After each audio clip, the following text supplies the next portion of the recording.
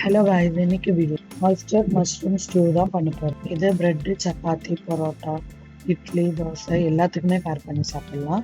வாங்க எப்படி செய்கிறதுன்றத வீடியோக்குள்ளே போய் பார்க்கலாம்.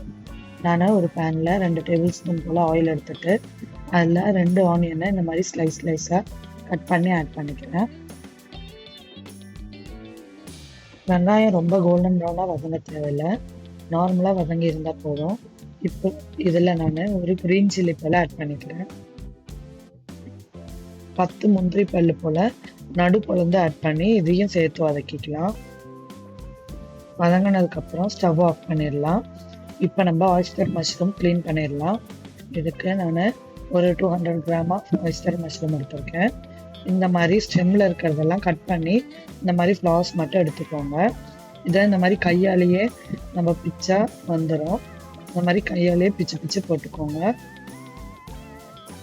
கட் பண்ணி வச்சிருந்த பீசஸை பவுலில் ஆட் பண்ணிக்கலாம். 1 teaspoon salt, 1 teaspoon turmeric powder, மஞ்சள் தூள், 2 கப்பு போல் வாட்டர் ஆட் பண்ணி இந்த வாட்டர்லேயே நல்லா அலசிட்டு ஒரு 10 மினிட்ஸ் போல் வாட்டரில் வச்சுட்டு அதுக்கப்புறமேட்டு வடிகட்டி தனியாக எடுத்து வச்சுக்கோங்க.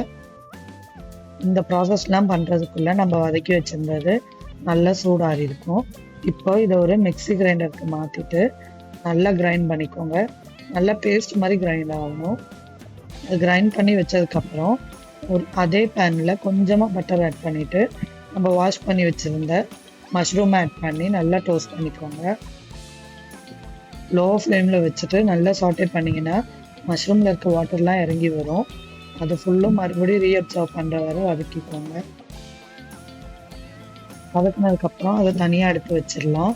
இப்போ அதே பேனில் 1 டீஸ்பூன் போல் ஆயிலு, பாதி பட்டர் ஆட் பண்ணி ஒரு பட்டை, ஒரு அன்னாச்சி பூ, ஒரு ஏலக்காய், 4 கிராம்பு, அப்புறம் ஒரு பட்டை இலையை நான் 2ஆக கட் பண்ணி ஆட் பண்ணியிருக்கேன்.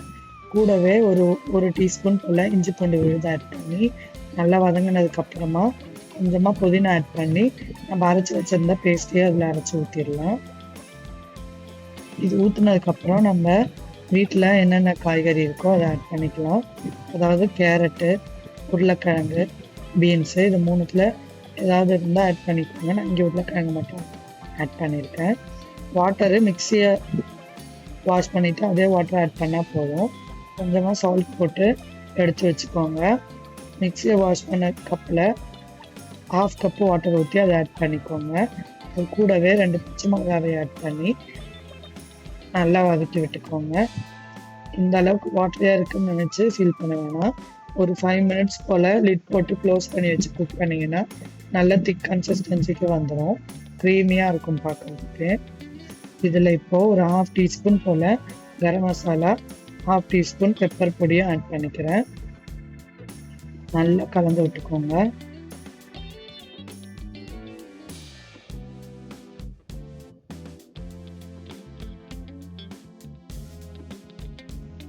இப்போ இந்த ஸ்டேஜில் ஆல்ரெடி சாட்டே பண்ணி வச்சுருந்த மஷ்ரூமையும் இதில் ஆட் பண்ணி நல்லா வதக்கிக்கோங்க.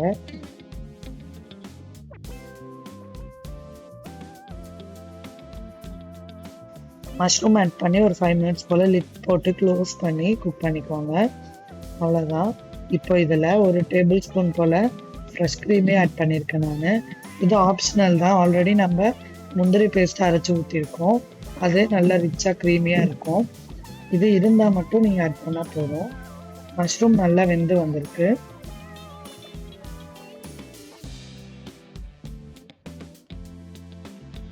அப்படியே நான் ஒரு 1/2 கப்பு தேங்காவை துருவி அதுலேருந்து பால் எடுத்து வச்சுருந்தேன்.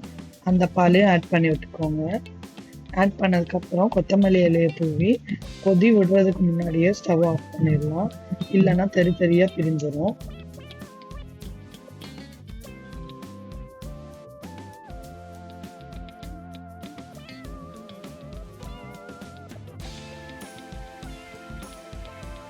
இப்படியே யூஸ் பண்ணுறவங்க இப்படியே கூட யூஸ் பண்ணிக்கலாம். இதுக்கு இன்னும் கொஞ்சம் அரோமா ஆட் பண்ணுற மாதிரி நான் இங்கே ஒரு தட்கா பேனில் 1 டேபிள் ஸ்பூன் போல் கோகோனட் ஆயில் எடுத்திருக்கேன். அதில் ஒரு 10 பல்லு சின்ன வெங்காயத்தை இந்த மாதிரி பொடிசாக நறுக்கி நல்லா வதங்குற அளவுக்கு நல்ல ஒரு ப்ரௌன் கலரில் வதங்கணும். அந்த லெவலுக்கு வதங்கினதுக்கப்புறம் 15லேருந்து 20 பல்லு கருவேப்பிலை இலையை ஆட் பண்ணி நல்லா வதக்கிக்கோங்க. ஸ்டவ் ஆஃப் பண்ணிவிட்டு இந்த தாளிப்பை அதில் கொட்டி கலந்து சாப்பிட்டீங்கன்னா இன்னும் கொஞ்சம் அரோமாவை ரிச்னஸையும் தூக்கி கொடுக்கும். அவ்வளோதான், ஆயிஸ்டர் மஷ்ரூம் க்ரீமி ஸ்டூ ரெடி ஆயிருச்சு. வீடியோ பிடிச்சிருந்தா மறக்காமல் எல்லாருமே லைக் அண்ட் சப்ஸ்கிரைப் பண்ணிடுங்க. நெக்ஸ்ட் என்ன ரெசிபி வேணுன்றதை கமெண்ட் செக்ஷனில் மறக்காமல் சொல்லிடுங்க.